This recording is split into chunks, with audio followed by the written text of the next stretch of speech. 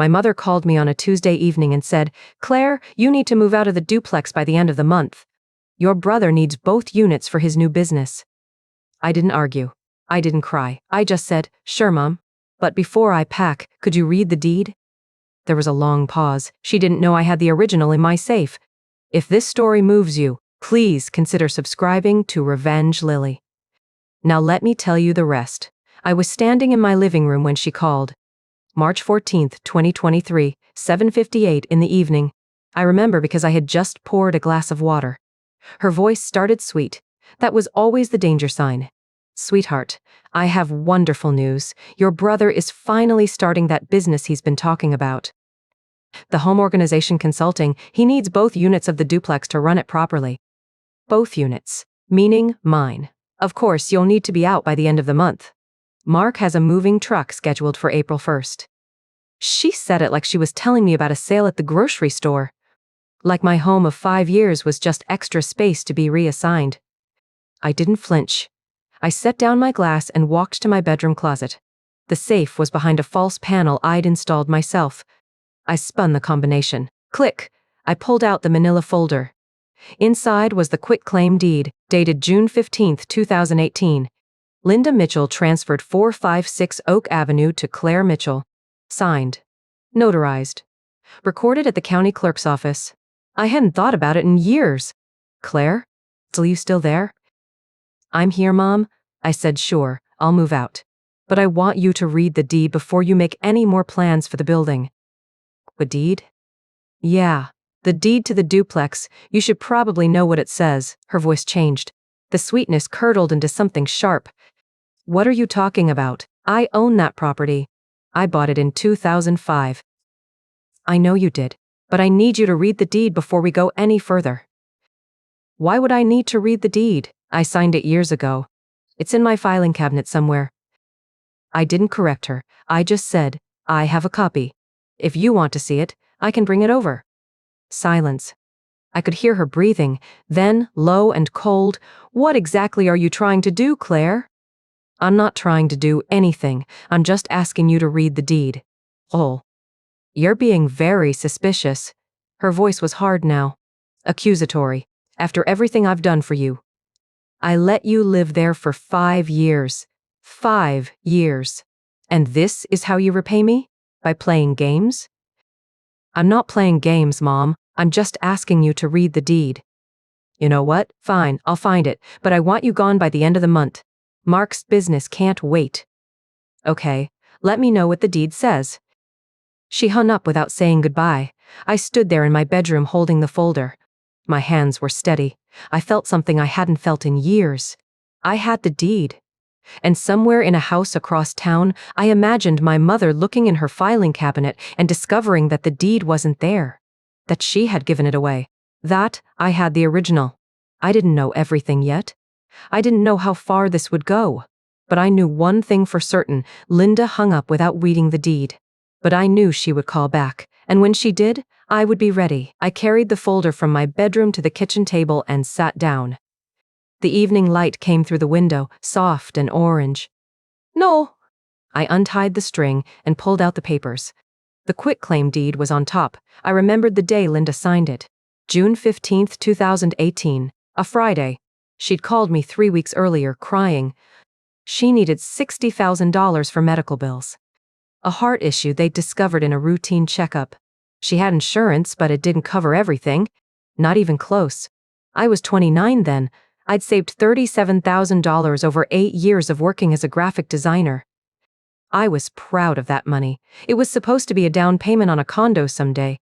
But she was my mother, and she was scared. I loaned her the full $60,000 anyway. I emptied my savings and borrowed the remaining $23,000 from my 401k. I remember the loan officer at my bank raising her eyebrows but saying nothing. It was my money, my choice. Linda promised to pay me back within 5 years. But when I sat down with her to discuss terms, she offered something else. The duplex. She'd bought 456 Oak Avenue in 2005 with money from my grandmother's estate. It was paid off completely. She'd been renting out the downstairs unit and storing boxes in the upstairs unit for years.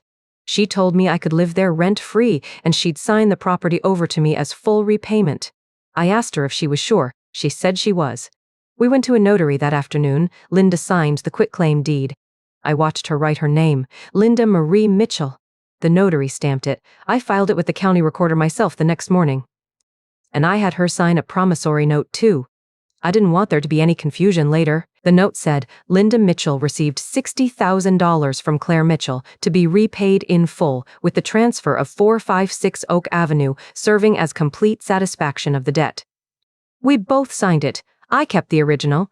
Then I did something that I almost forgot about until that evening. While we were sitting in her kitchen afterward, I pulled out my phone and hit record. I held it loosely, like I was checking a text. Just so I have it straight, I said, the duplex is mine now, right? As repayment for the loan? Linda nodded. She was drinking tea. That's right, sweetie. It's yours, fair and square. I saved that recording.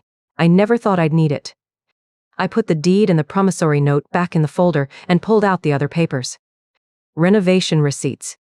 After I moved into the duplex in August 2018, I spent $15,000 on the upstairs unit. New kitchen cabinets, bathroom tile, fresh paint, a new water heater. I did most of the work myself on weekends, but I paid for materials. Every receipt was in the folder. Then I pulled out my phone and opened the screenshots of Linda and Mark's messages that had been sent to me. The texts from Linda and Mark started on March 10. 4 days before Linda called me earlier that evening. Mark, Mom, have you talked to Claire yet? The storage company needs an answer by Friday.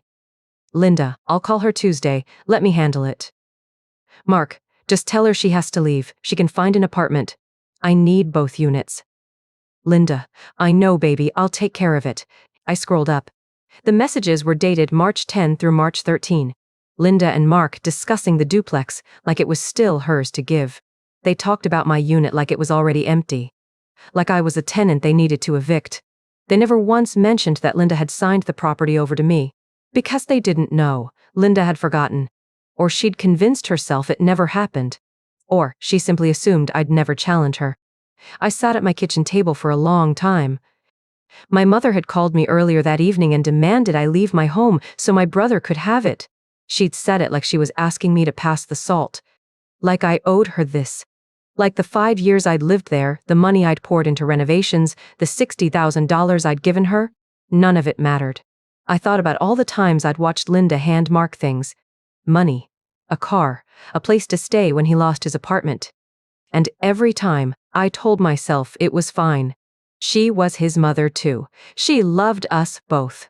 But she didn't. She loved him differently. She loved me only as long as I didn't get in his way. I pulled up my contacts and found David Chen's number. I'd met him once at a networking event. He specialized in real estate law. I typed out a message. Hi David, this is Claire Mitchell. I need to talk to you about a property dispute. Are you free Monday? He replied within 10 minutes. I'm available at 10. Bring any documents you have. I made the appointment. Monday, March 20. 6 days away. I put the folder back in the safe and spun the lock. Then I sat on my couch and looked around at the home I'd built with my own hands. The cabinets I'd installed, the floors I'd sanded, the walls I'd painted. 5 years of my life in every room. And I made a decision. I would not leave quietly. I would not be pushed out of my own home. And I would not let my mother's memory lapse become my destruction. The morning of Monday, March 20, I woke up at 6. I showered, dressed in my navy blazer and dark jeans. Professional, but not overdressed. I wanted David Chen to take me seriously. I pulled the manila folder from the safe one more time. Quitclaim deed, promissory note, receipts. Voice memo backup on my phone. I spread everything across my kitchen table and photographed each page with my phone. Backup evidence. Then I drove to 123 Main Street. The building was beige brick with gold lettering on the glass door. Suite 400 was on the 4th floor. The elevator smelled like coffee and carpet cleaner.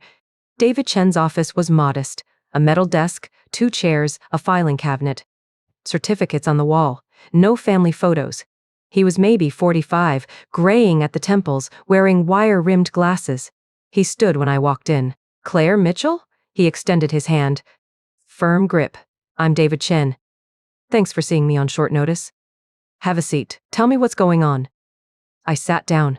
I opened the manila folder and placed the quitclaim deed on his desk.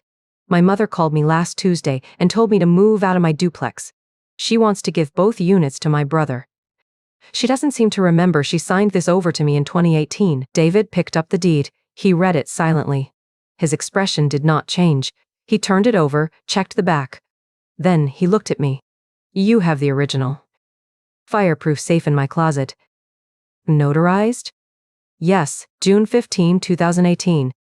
He nodded. He pulled out the promissory note I had placed underneath. He scanned it. Then he looked at the receipts. You spent $15,000 on renovations? I sanded the floors, installed new cabinets, repainted everything. I have receipts for all of it. And these text messages? I handed him my phone. March 10th through 13th. My mother and brother discussing the plan to kick me out. They think she still owns the property. David scrolled through the messages, his lips pressed together once. That was the only reaction. He looked up. Your mother signed a quitclaim deed transferring full ownership to you. It was notarized. It was recorded with the county. Legally speaking, this property is yours. Mead? I exhaled. I had not realized I was holding my breath. Mark moving in without your permission, David continued, would be trespassing. You can have him removed by the police. You can file a civil suit for damages. You can do whatever you want with the property. Your mother has no standing. Even if she says she didn't know what she signed. Did she sign it voluntarily? Good guy. Was she under the influence of drugs or alcohol? No, she was fully coherent. Then she owns the consequences of her signature. The law doesn't protect people from things they failed to read. I felt something loosen in my chest. Control. David opened his desk drawer and pulled out a sheet of letterhead. I'm drafting a cease and desist letter. It will state that you are the legal owner of 456 Oak Avenue. It will demand that Mark not enter the property without your written permission. It will give him 48 hours to vacate if he attempts to move in. If he refuses, you can call the police and file a trespassing complaint. When do I serve it? He paused. That depends on your strategy. If you hand it to him now, he might back off. But he also might try to fight you before you're ready. Oh, would you do? David smiled. It was a lawyer's smile. Dry. Precise. I would let him move his furniture in. I would let him think he won. Then I would hand him the letter. Maximum impact. Maximum legal clarity. He can't claim he didn't know. I nodded slowly. So, April 1st, moving day. Saturday? That's aggressive. He's expecting me to be gone. He'll show up with a truck and a crew. And I'll be there, with my paperwork. David printed the letter. He signed it. He stamped it with his bar number. He handed it to me in a cream-colored envelope. Keep that somewhere safe. Make copies, hand him one. If he refuses to leave, call me. I'll have the police report drafted before you hang up. I took the envelope. Thank you. One more thing, he said. Your mother is going to fight this. She's going to say you tricked her. She's going to cry and scream and tell relatives you stole her home. No. Don't argue with her. Don't explain. You don't need to justify yourself. The deed speaks for itself. Silence is stronger than defense. I stood up. I understand. He walked me to the elevator. He shook my hand again. Call me if anything changes. Fool. The elevator doors closed. I looked at the envelope in my hand. Cream paper, David Chen's name in fine print on the corner. Inside it, my mother's world about to collapse. I drove home. I placed the envelope on my kitchen counter. I stared at it. Then I texted Rachel. Met with the lawyer. I own the duplex, legally, completely. She replied in seconds. So what's the plan? He shows up Saturday. I hand him the letter. He leaves. Kina? She finds out the same day, in front of everyone. Dinner and popcorn at my place after? I spent the next 11 days going about my normal life. Work, groceries, running. I answered my mother's texts with short, polite replies. Still packing. Almost done. Thanks for checking. She believed me. Friday night, March 31, I cleaned my kitchen. I made sure my counter was spotless. I left the cease and desist envelope next to the fruit bowl. I set my alarm for 6. I had the letter in my hand. Now all I had to do was wait for Mark to show up with his moving truck. The moving truck rounded the corner at 9:00 a.m. I watched it from my living room window, coffee in hand. Mark had rented a 26-foot U-Haul. The kind you need for a whole household, not just a few boxes. He parked right in front of the duplex. Two guys I didn't recognize climbed out of the cab with him. They were laughing, slapping each other on the back. This was a party for them. Mark pointed up at my window and said something I couldn't hear. Probably a joke about how long it would take to clear out my stuff. I set my coffee down. I picked up the manila envelope from the counter. Inside were 3 things: a copy of the quitclaim deed, the cease and desist letter from David Chen, and a printed transcript of the voice memo from 2018.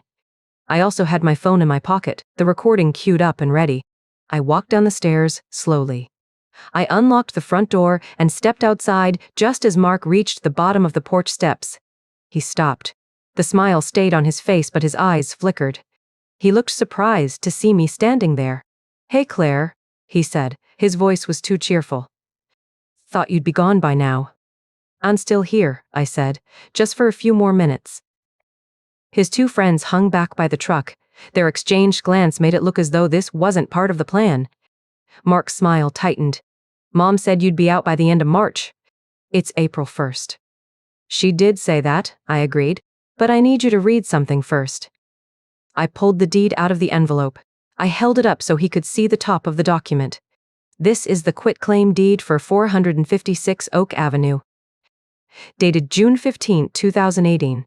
It transfers ownership of this property from Linda Mitchell to Claire Mitchell." Mark's face went blank. "What are you talking about?" I handed him the paper. "Read it, slowly. Pay attention to the signatures." He took it. His eyes moved across the page. I watched his expression change from confusion to disbelief, and then to something darker. "That's not real," he said. "Mom would never." "It's notarized," I said. "You can call the notary. Their stamp is right there." He crumpled the edge of the paper. "You forged this." "I didn't. Your mother signed it voluntarily. She gave me the duplex as repayment for a $60,000 loan I gave her in 2018. I have the promissory note. I have the recording of her saying it was repayment." Mark's face went red. "You're lying." I pulled out the cease and desist letter. I handed him that too. "This is from my attorney, David Chen. It states that your attempted move-in constitutes trespassing." Mark stared at the letter. His hands were shaking. The 2 friends had drifted back to the truck cab. They were muttering to each other. "You can't do this," Mark said. Said.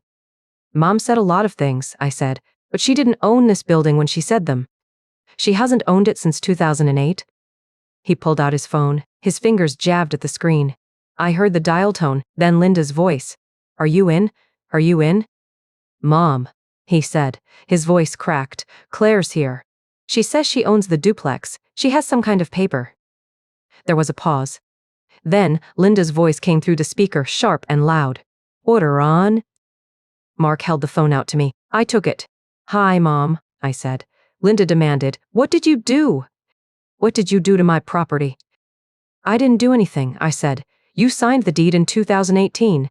You gave me the duplex as repayment for the $60,000 I loaned you. Do you remember that conversation?" There was no such conversation. I put Mark's phone on speaker and pulled my own phone from my pocket. I swiped to my voice memo app. I found the file labeled June 15th, 2018, Linda. I pressed play. I held my phone up so Mark and my mother could both hear. My mother's voice came through the speaker, clear and unmistakable. "That's right, sweetie. It's yours, fair and square." The recording continued for another 12 seconds. My voice asking if she understood the terms. Her voice saying yes, she understood, the debt was satisfied.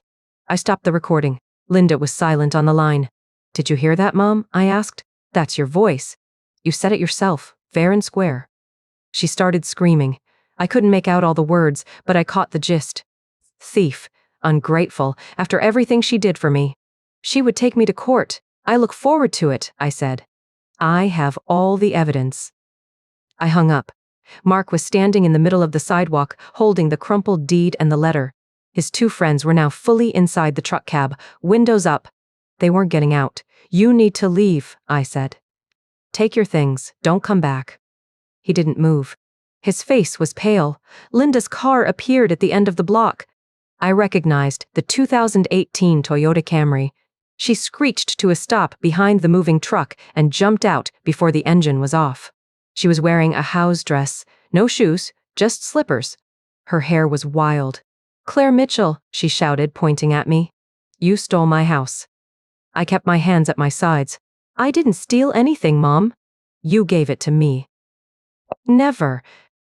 "You did. Signatures don't lie. Recordings don't lie." "I have both." She stepped toward me. Her face was inches from mine. I could smell coffee on her breath. "Give it back," she hissed. "Give it back right now, or you'll what? Sue me? File a police report?" "Go ahead. I have a lawyer. I have the original deed.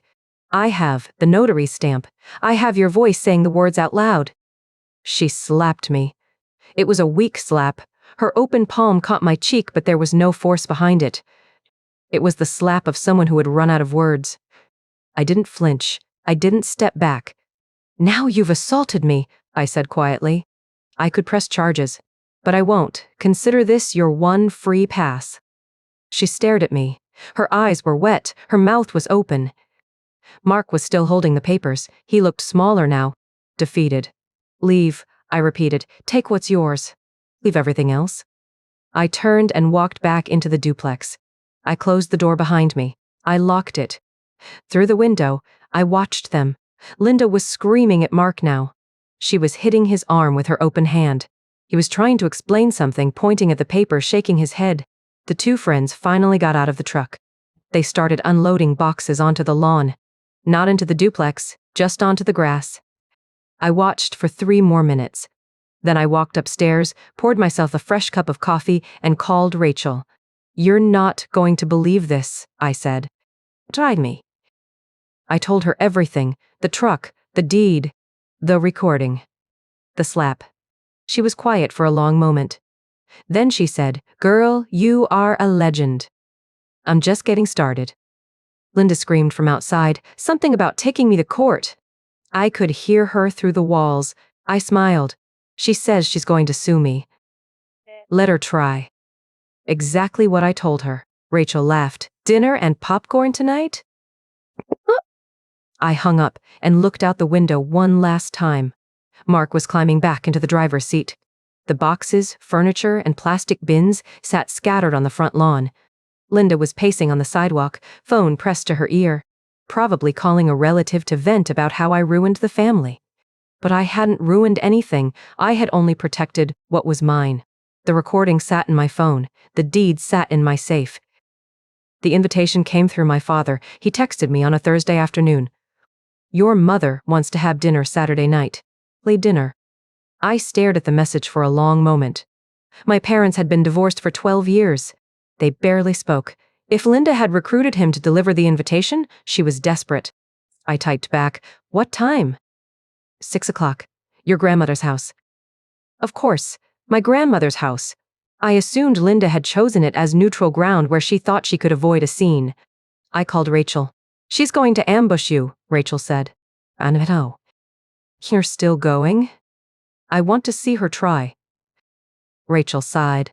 "You're crazy, you know that?" "I'm prepared. There's a difference. I spent Friday at the copy shop. I made 10 copies of the quitclaim deed, 10 copies of the promissory note, 10 copies of the text message screenshots, 10 copies of the renovation receipts. I put them in a manila envelope and slid it into my bag. Saturday arrived. I wore black slacks and a gray sweater. Simple. Clean, professional. I drove to my grandmother's house and parked at exactly 5558.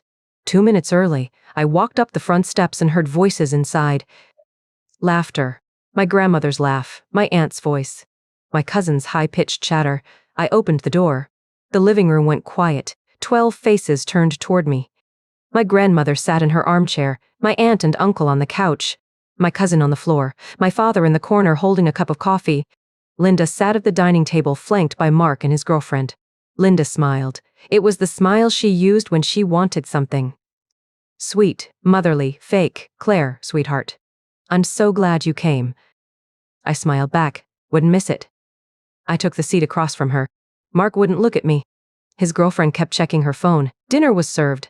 Roast chicken, mashed potatoes, green beans. Everyone made small talk. The weather, my cousin's new job, my aunt's garden. Linda didn't mention the duplex. Not during the meal, not during dessert. I waited. After the plates were cleared, my grandmother brought out coffee. Linda cleared her throat. Claire, can we talk? Guidedly? I set down my cup. We can talk here, everyone's family. She hesitated. Then her face shifted. The sweetness drained away. Fine. She folded her hands on the table. I want to discuss the duplex. You know Mark needs both units for his business. And I've been thinking, I own the duplex, Mom. I know you have some idea about that deed. I own the duplex. Legally, documented, recorded. Her voice went sharp. You know what I mean. Family, loyalty. You're his sister. You can't just take the property I gifted you and then shut him out. Believe it me? Yes. I gave you that property out of the goodness of my heart. I reached into my bag. The envelope was heavy in my hands. I slid out the copies. Mom, you didn't gift me the duplex. You gave it to me as repayment for a $60,000 loan. Money you borrowed for medical bills, money you never repaid any other way. That's not. I have the promissory note. I laid a copy on the table. Signed by you. Dated June 15th, 2018. Mark's head snapped up. What? I kept going. I have the quitclaim deed. Signed by you, notarized, recorded at the county clerk's office. I slid another copy across the table. I have receipts for $15,000 in renovations I paid for out of my own pocket.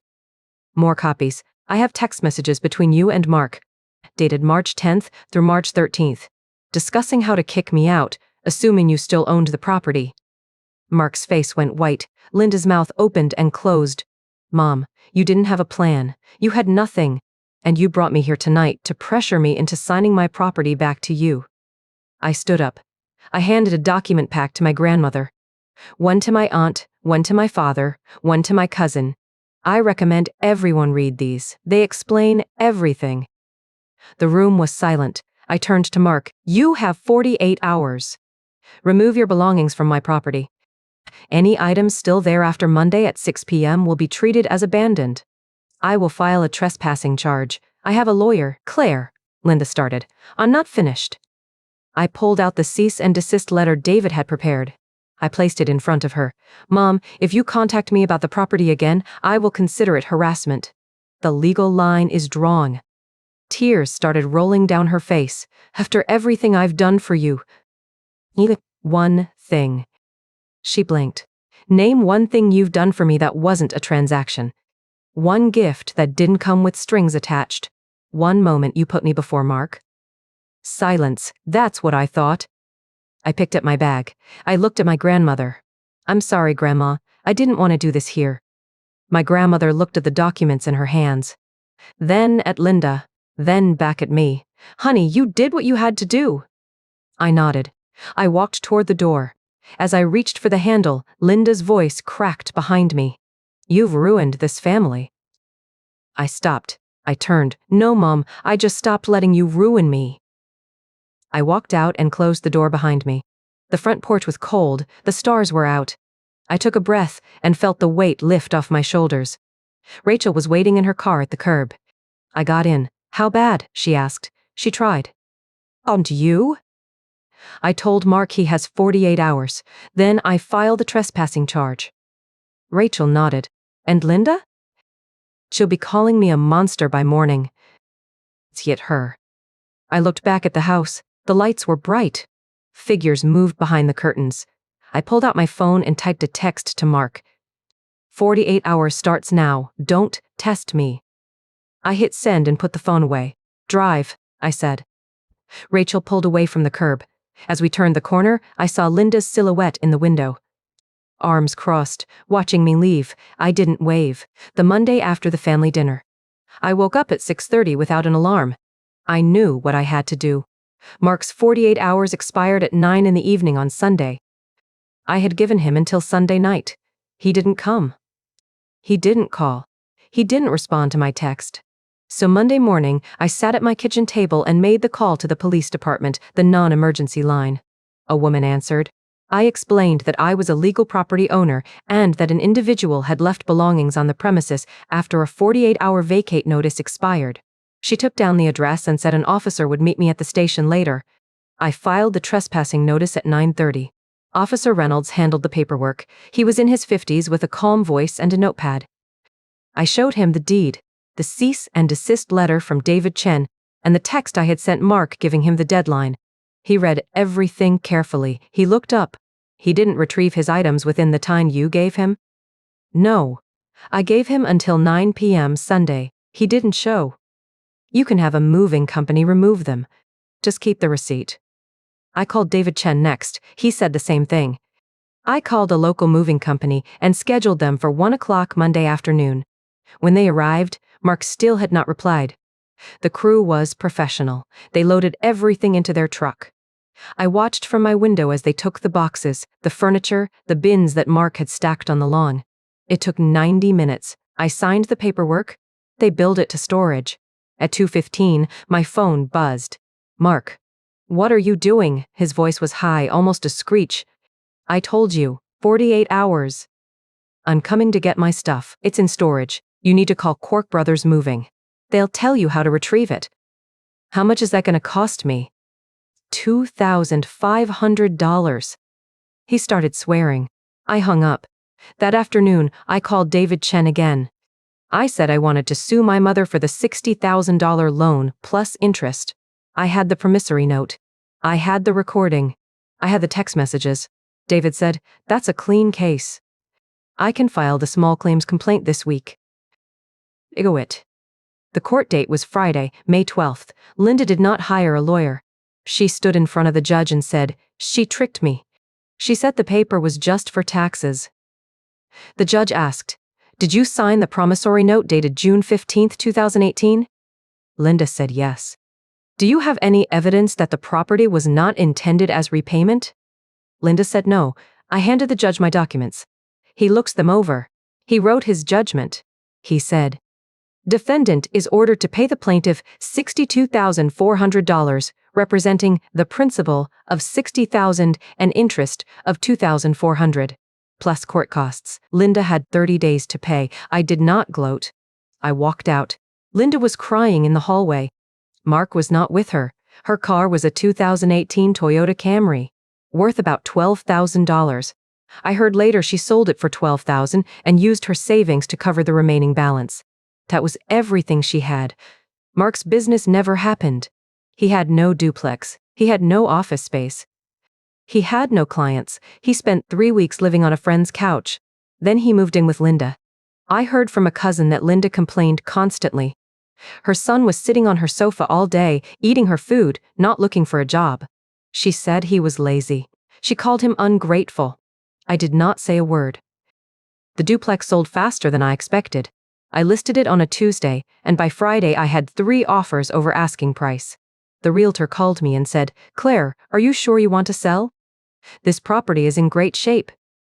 I said, I'm sure. The renovations I had done made a difference. The new kitchen counters, the refinished hardwood floors. The bathroom tile I had picked out myself. Every upgrade I had paid for out of my own pocket came back to me. I accepted an offer for $180,000. After paying off the remaining mortgage, I netted $80,000. Not a fortune, but enough to start over. I found a small house in Portland, Oregon. 3 bedrooms, 1 bath, a backyard with a maple tree. The realtor asked if I wanted to see something bigger. I said no. I had spent 5 years in a duplex I never expected to own. I just wanted something mine and nothing else. I sold the duplex and moved into my Portland house on June 1st. I signed the papers alone. No Linda calling to congratulate me. No Mark asking when he could visit. Just me and a notary and a pen that ran out of ink halfway through. I changed my number that same afternoon.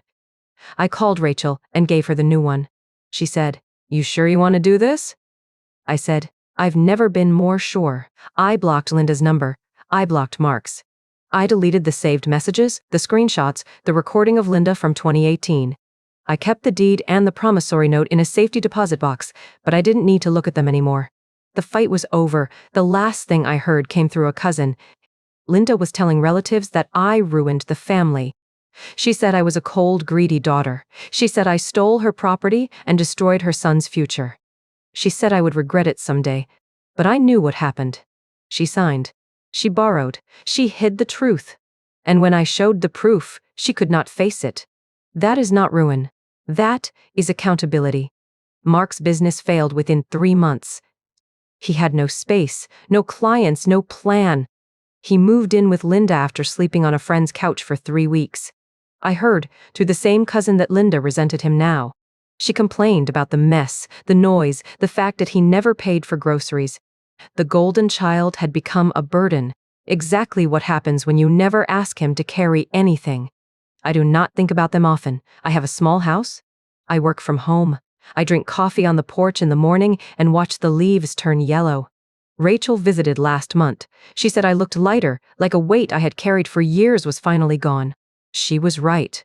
Blood does not entitle anyone to your labor. Blood does not entitle anyone to your home. Blood does not entitle anyone to your silence. I learned that the hard way, but I learned it. I do not hate my mother. I do not hate my brother. I simply do not have room for them in the life I built with my own hands. That is not revenge. That is just peace. And peace, it turns out, is the only thing I ever really wanted. Thank you for listening to my story. If you've ever had to stand up for what was yours, consider hitting subscribe, because sometimes the quietest actions are the ones that speak loudest.